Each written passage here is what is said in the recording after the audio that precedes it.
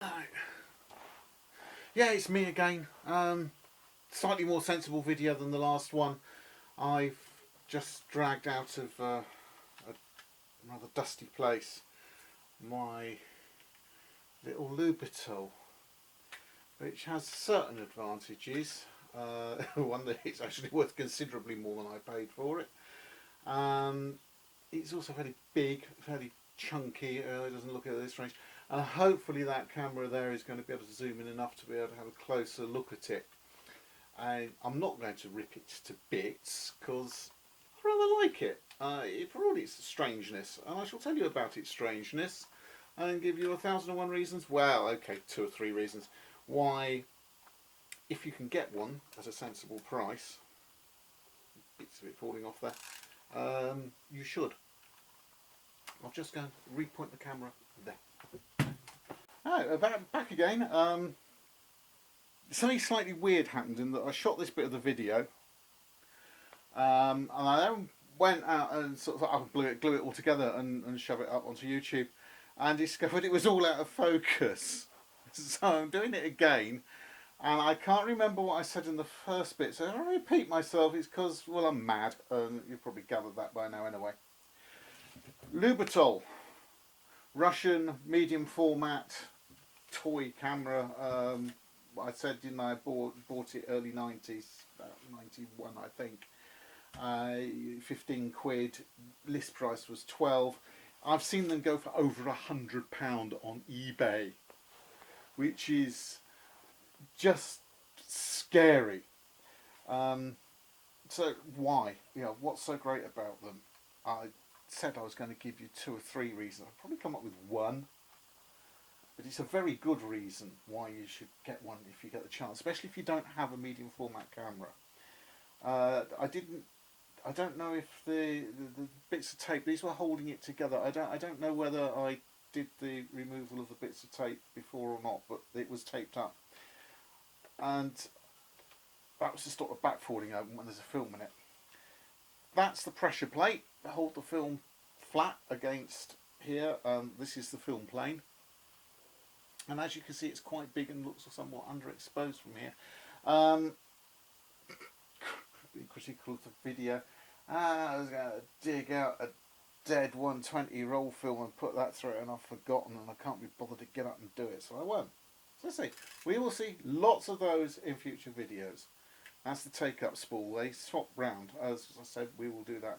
I will do a video on loading and unloading twin lens reflex cameras, and then you'll get to see it. Little red window look, because the frame numbers are printed on the back of the film. Plastic one-piece lens cover, twin lenses. That's the taking lens, that's the lens that the film sees, that's the lens that you look through, and there's a mirror sort of kind of like that angle. I've got a lolly stick. I've usually got hundreds of lolly sticks up here. I haven't, I've got a Sharpie. There's a 45-degree mirror in there to sort of turn the image upwards and flip it round as well, so it's really confusing.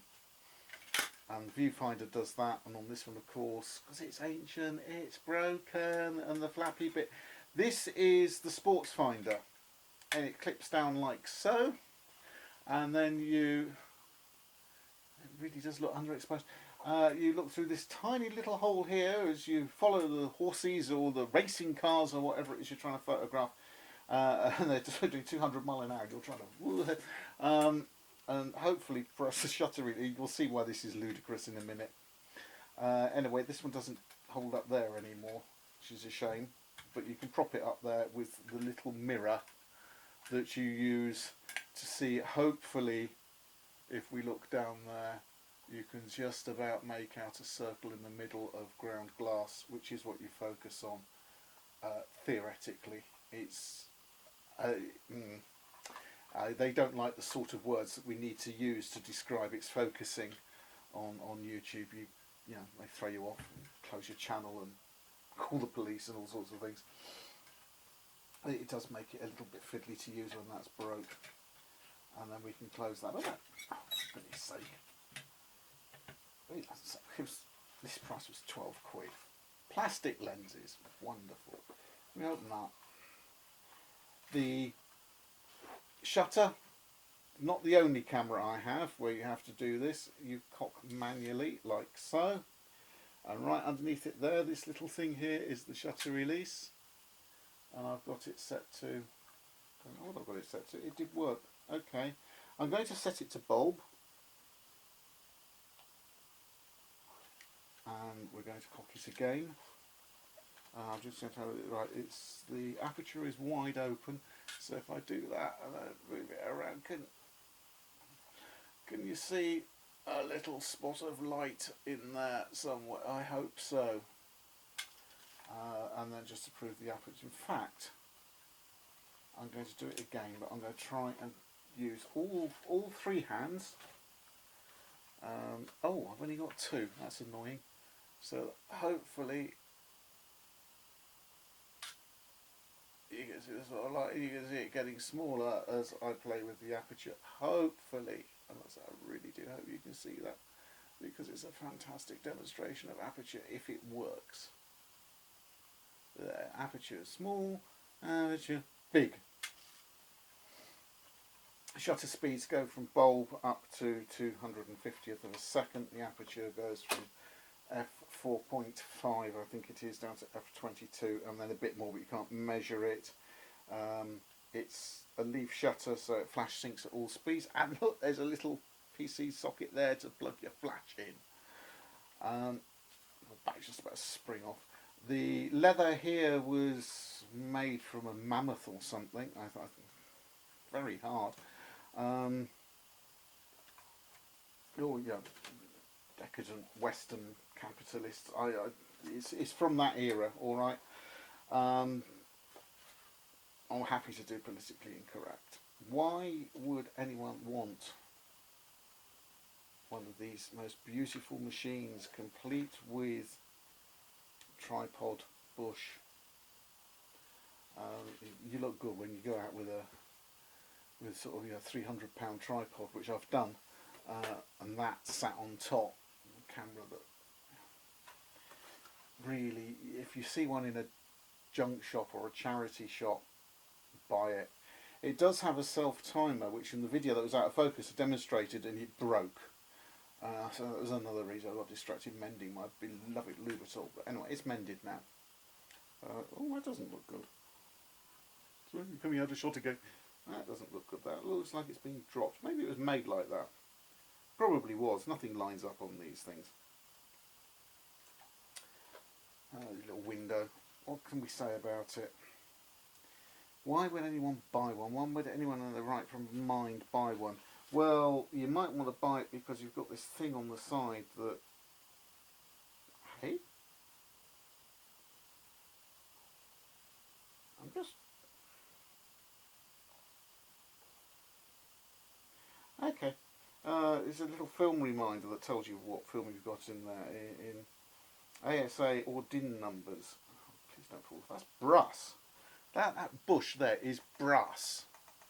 Real bit of brass on yeah. It goes from DIN 25, which is 250 ISO or ASA or whatever that says in Cyrillic. It has some really interesting film speeds. 250, 130, 65, 32, 16. I have actually seen film that's rated at 32 and 16, but I've never seen 65. I've seen 64, but not 65.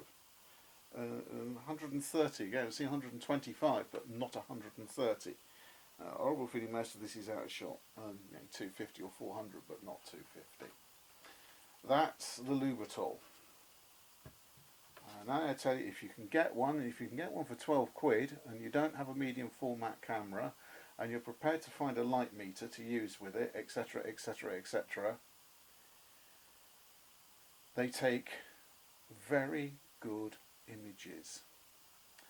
I don't have the negatives anymore. They were destroyed in a flood, which is a shame because we took...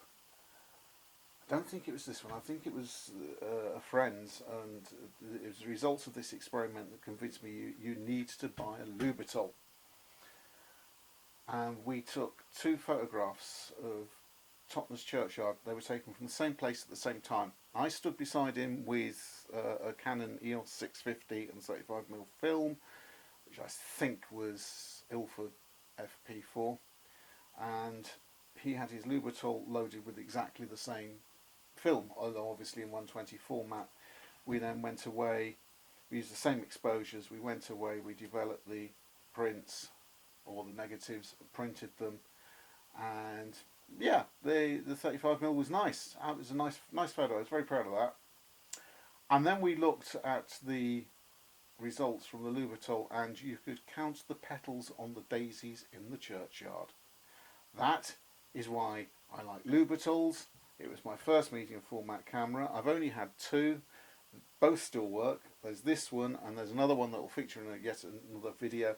My second medium format camera was is a Mamiya RB67, which is the other extreme, huge, great beast, and weighs about 18 times the weight of this one. Literally weighs about 18 times the weight of this one. Brilliant cameras, but as I say, if you can get one cheap, it's a great camera, even if only because you can then sell it for a lot. I can't believe how much these are going for on eBay. What will we look at next time? Possibly 35mm Praktica, which was wasn't my first camera at all. It was about my third. It was my first proper 35mm SLR, and that is sitting around somewhere. I know where it is. We can dig that out. We'll look at that. That's quirky. That's amazing. That's being dropped down a flight of stairs.